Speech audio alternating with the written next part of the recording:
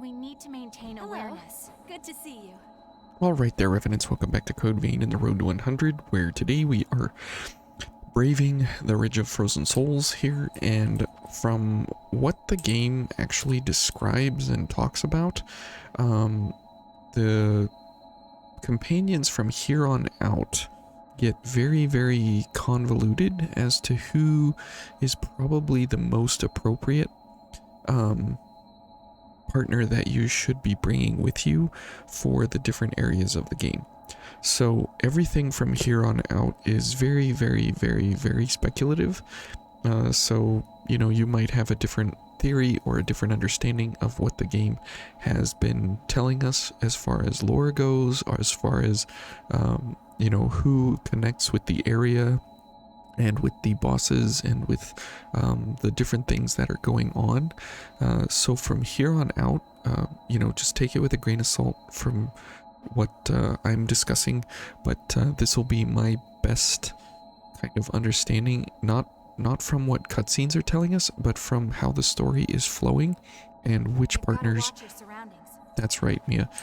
And which partners should actually be coming along with us to kind of be the most proper for how the game is actually progressing. So here in the Ridge of Frozen Souls, what I believe is that regular Mia, not white Mia, is the one who should be coming with us through this area, because she is like completely germane to everything that's gonna happen from here on out, with the Nicholas story, with how we engage with him, with the cutscene in his memory, and so on and so forth. And remember, we do have to save Nicola here, as we are going for the perfect ending, so that is something that we must do. So I think it is very, very proper for regular Mia to be the partner through this area because of her interaction with Nicola and everything that it happens in the cutscenes. Is that a thorn of judgment out there?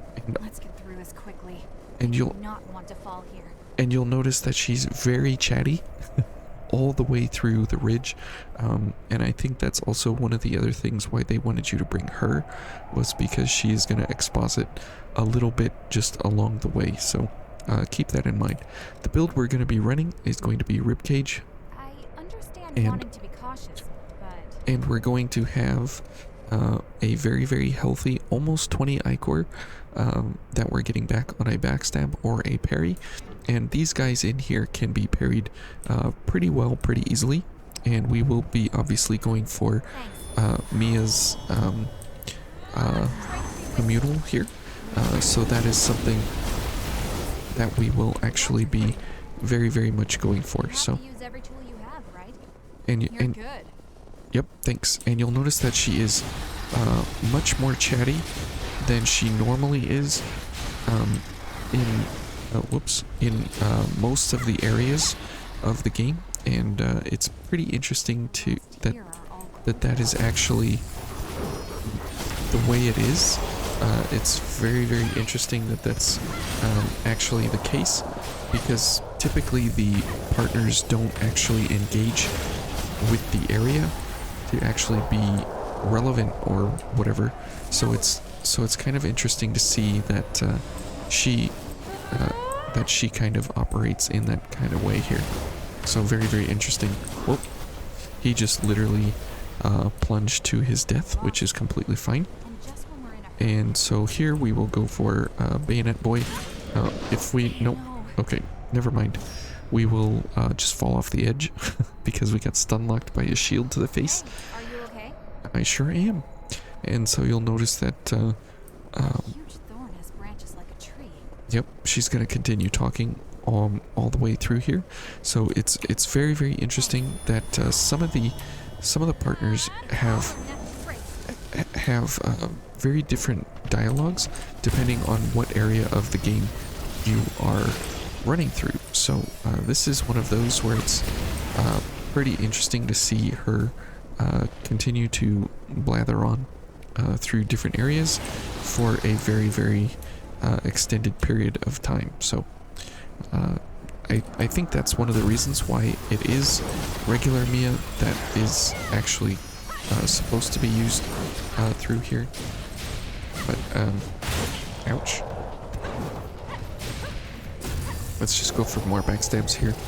Now, regular Mia is a very, very, very good shot, as opposed to white Mia, who is a pretty horrible shot overall. Regular Mia does have very good accuracy, and she does have some very, very good ability to actually do pretty decent damage overall. But the wonderful part comes from the fact that she's able to actually do very, very well in a whole bunch of different scenarios for actual accuracy with the bayonet. And that's the funny part with white Mia, is that white Mia is a horrible, horrible, horrible, horrible shot for bayonets, but she is very, very good for you know, casting gifts and such. So it's kind of interesting how all of them go here. Okay, and you can see she's very, very quick. Okay, and we'll let that guy do what he's doing, and he's going to buff up and throw icicles, and we can get him excited here, and there he goes. So that's that boy, and that is the most best way to take care of him, to ensure that you don't have any problems. Here it's important to actually kill this guy very, very quickly, so you can get out of here before the bayonet boys actually get a hold of you. Okay, and I think from here we'll just keep going, and you can see that Mia actually did kill other bayonet guy from across the way here, and so that's very, very impressive.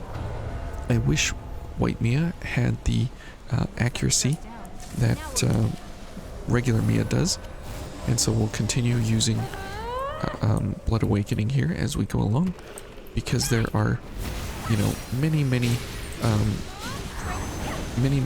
enemies here that we can go for, and because Mia gives us blood-sucking blades, we do have some pretty decent ichor recovery on our weapon, regardless of the fact of how we actually generate ichor along the way here. Okay, and remember we have more damage while we are we have more damage while we are focused, so that's great that we can go ahead and use that. We'll go ahead and heal up, and it won't matter because we'll just rest at the top of the area here anyways. So bringing regular Mia along is kind of interesting, because there's a lot of, you know, her and Nicola kind of interaction here in the different cutscenes and such. So it's very, very neat to see her kind of discuss these different topics. And for this area, literally we are just going for kind of the most obvious things, in the fact of having fire and so on and so forth, and it makes for a great way to engage with these guys. Okay, and you'll notice that these guys, when you pair up with some very good fire gifts and such, they kind of just evaporate in front of you, and they don't really pose too much of a threat. And because we do have a pretty decent fire veil on, we are able to, or ice veil, sorry, we are able to actually withstand most everything pretty well, pretty easily, and pretty simply. So now we have to get more vestiges, and you'll see here that in these cutscenes that it's a lot about Nicola and his engagement as his successor journey goes forward. And you'll see here that Mia is, you know, touching us because she wants to see the vestige, and so this is where a lot of my theory comes that she's the most appropriate for the area. It's a lot of it centered around her and her attachment to Nicola and how their relationship develops. So it's a great kind of cheap understanding of this area and who is the most appropriate. And you can see that she's going to continue to, you know, keep talking all the way through here. And so that is also another reason. The other friends that you run along with are pretty chatty as well. However, White Mia or regular Mia, I think, is the most appropriate for the discussions that she has along the way.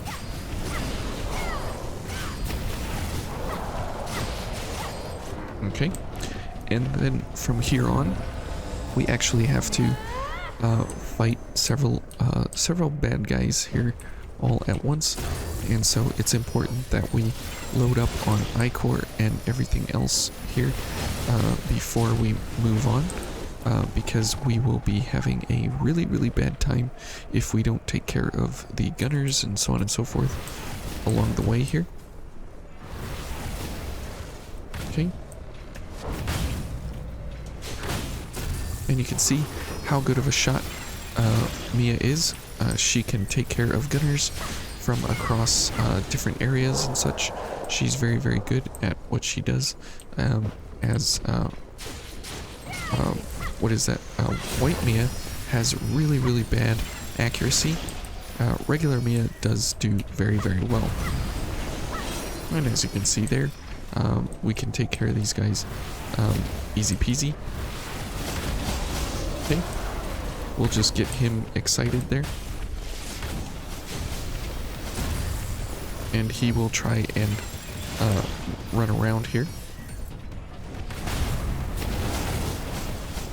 Oh, there he goes. He's over here now. That was unexpected there.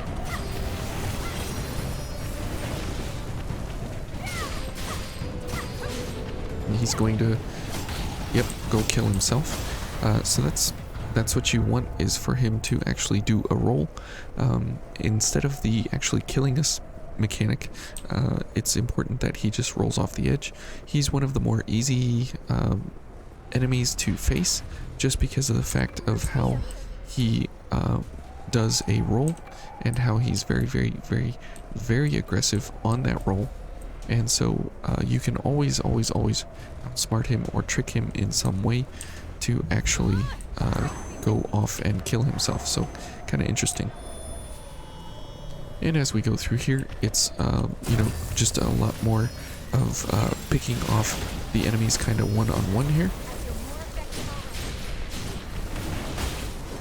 Okay, very nice. And that is the very nice thing about the enemies here in the ridge, is that if you do have fire damage at your disposal, you are completely capable to really end most of the enemies through here.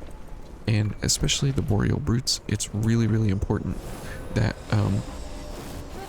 that we make sure that they are handled in a very quick sort of method. And these guys aren't so incredibly scary, but they definitely are important to dispatch quickly because they do quite a bit of damage. However, they do only ice damage. So if you are able to, you know, dish out some nice damage in between, then you should be able to take care of them no problem. And you know, whoops, we missed the dog there somehow. All right, so now it is, you know, vestige cleanup time. Okay. Somehow we did not engage that guy correctly, for whatever reason. We'll leave that doggo alone, and we will get this guy. Whoops. Okay, that is very bad. I don't think we actually hit him, so that's really unfortunate. Okay.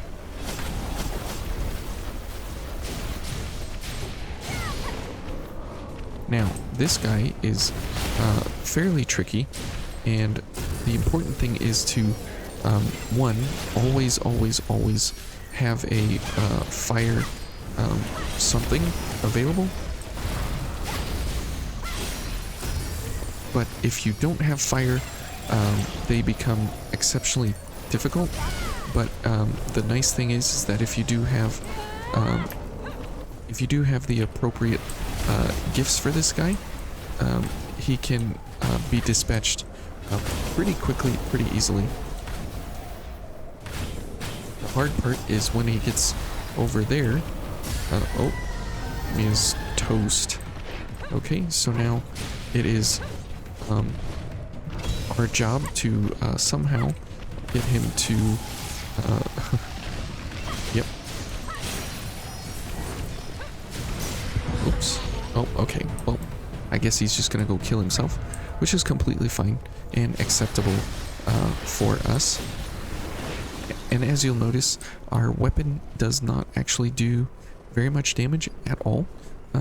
It is not a you know, an incredible damage setup here for our weapon. It is merely an ichor recovery tool, and so that is all our weapon is designed to do, is to simply get ichor back when we need it. So all things are pretty good there in that regard, and we fared pretty well.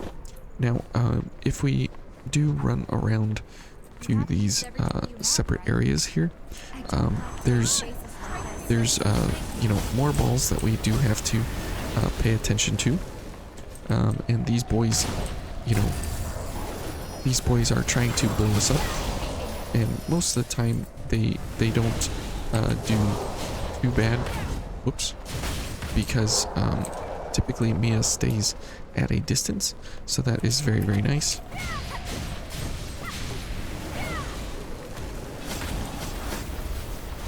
And this is one of our fellow friendly, you know, Cerberus troopers, and this is where you can gain access to a pole arm, the poleaxe. Wow, he actually dropped it, and we got the machete. So two pretty good weapons that you can get from this area here specifically. Not too bad to engage in these areas, and there's just a couple of cheese and different things over there, so there's not a whole lot that you get going through this underground path here. If you so choose to take the lower path instead of what we did by taking the higher path, so we'll just leave those guys alone for now, and we will head on over to the attendant. I didn't see that. You didn't? Okay. And it's kind of neat that how the entire area plays with how the interaction, whoops, with Mia and Nicola is actually performed. So it's very nice that the two of them actually do have the interactions that they do. Are you there? He's been waiting for us. Okay, Silene. Vestige A. How did we miss one? Oh, I remember where it's at. It's in the drop down area. Okay, so we gotta go back to the beginning, and we will third generation revenants. That's good to know. Clip that and save it for your archives so we understand what the third generation revenants are. So let's head back to the beginning. I forgot the first vestige there in the drop down area. So we will pick that up, and we will go to Iceless Falls. Will be the fastest way back, and it's nice that we already have all of the missiles unlocked, so we can just run through here quickly, and we can then go back. It's a very cool looking waterfall there. Okay, and here we'll just keep going past these guys and then we will head to our drop down, and they will lose interest here very quick. Okay, and let's get this right. There we go. Okay, and we got vestige A now. So now we can just teleport back, and we can continue on with the fight with Nicola. Now, the interesting part about our build setup here is that literally the Ichor recovery options here and Avarice are completely worthless for the fight with Nicola, so we can just go to an ice version, and here we can go to either more health or pretty much literally anything we want to do from here on out. And the one thing that would help us would be weapon drain rating up. As you can see there, we are at 0.5, and then between this and Mia's ability to give us blood-sucking blades, we will be at around 2 weapon drain rating, 2.0, somewhere around there. So that's pretty nice. It's always good to have a pretty decent amount of drain rating on your weapon when you are facing a boss. Okay, Silene. Let's go ahead and repair this one. A and B. So good. And this is the crazy eye killing section if you have really, really robust colors on your character. So again, more Mia, more Nicola interactions there in that special cutscene for the vestiges. And so we are good to move on from here. Okay. Now we're ready. Thanks, Mia. Okay, and then here in this cutscene, you know, you see everybody running in.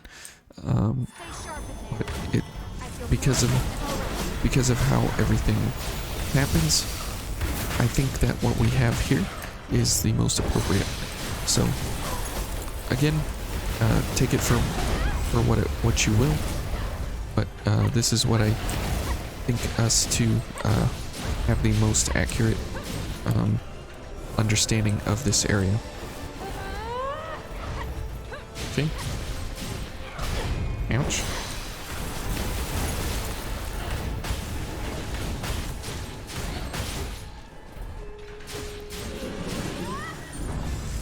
Now, Mia has not given us her blood-sucking blade stack, which is very, very, very, very bad.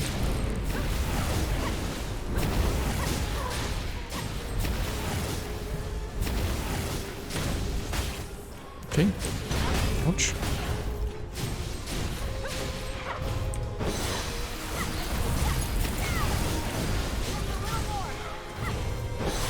Okay. All things considered, the fight is going fairly well here.